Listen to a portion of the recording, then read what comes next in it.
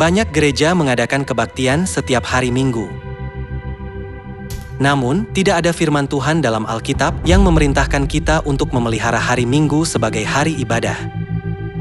Bahkan gereja Katolik Roma yang memelihara ibadah hari Minggu pun mengakui fakta ini. Selain itu, bukankah setiap orang Kristen diwajibkan untuk menguduskan hari Minggu? Bukankah ketaatan terhadap hukum ini termasuk salah satu tugas kudus yang paling utama? Tetapi Anda dapat membaca Alkitab dari Kejadian sampai Wahyu, dan Anda tidak akan menemukan satu baris pun yang mengesahkan pengudusan hari Minggu. Kitab suci menegaskan ketaatan beragama pada hari Sabtu, hari yang tidak pernah kita kuduskan. Saya telah membaca Alkitab dari ayat pertama Kitab Kejadian hingga ayat terakhir Kitab Wahyu, dan tidak menemukan satu ayat pun mengenai tugas menguduskan hari Minggu. Hari yang disebutkan dalam Alkitab bukanlah hari Minggu, hari pertama dalam seminggu, tetapi hari Sabtu, hari terakhir dalam seminggu. Jadi, bahkan mereka yang memelihara hari Minggu sebagai hari ibadah, mengakui bahwa Sabat yang ditetapkan oleh Tuhan adalah hari Sabtu, dan ibadah hari Minggu tidak ditemukan dalam Alkitab. Faktanya, Alkitab hanya berisi perintah untuk memelihara hari Sabat, hari ke-7. Pertama, mari kita lihat perintah keempat di antara ke-10 firman yang diucapkan oleh Tuhan pada zaman Perjanjian Lama. Ingatlah dan kuduskanlah hari Sabat. 6 hari lamanya engkau akan bekerja dan melakukan segala pekerjaanmu, tetapi hari ke-7 adalah hari Sabat Tuhan, Allahmu.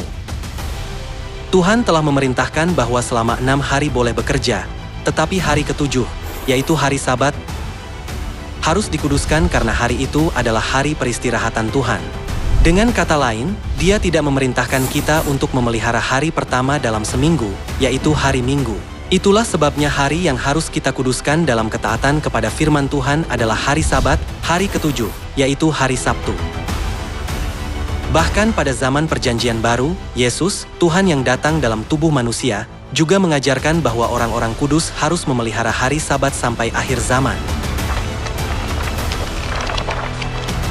Berdoalah supaya waktu kamu melarikan diri itu jangan jatuh pada musim dingin dan jangan pada hari Sabat. Sebab pada masa itu akan terjadi siksaan yang dahsyat seperti yang belum pernah terjadi sejak awal dunia sampai sekarang dan yang tidak akan terjadi lagi.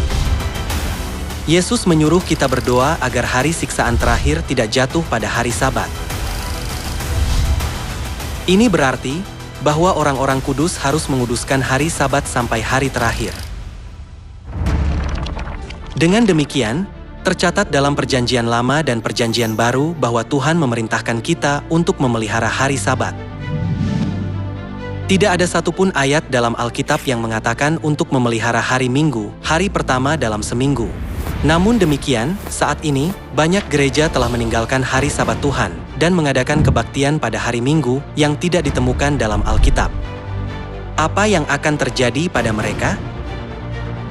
Aku bersaksi kepada setiap orang yang mendengar perkataan-perkataan nubuat dari kitab ini. Jika seorang menambahkan sesuatu kepada perkataan-perkataan ini, maka Allah akan menambahkan kepadanya malapetaka-malapetaka yang tertulis di dalam kitab ini.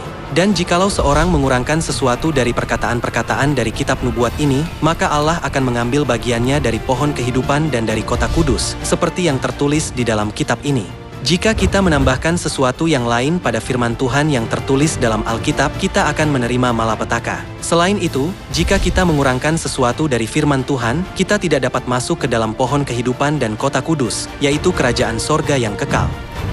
Menurut firman Alkitab, orang-orang seperti itu tidak akan masuk kerajaan sorga tetapi akan menerima malapetaka. Oleh karena itu, marilah kita ingat untuk tidak menambahkan atau mengurangkan firman Tuhan. Peliharalah Sabat hari ke-7 pada hari Sabtu yang diperintahkan Tuhan dan terimalah berkat-berkat yang dijanjikannya.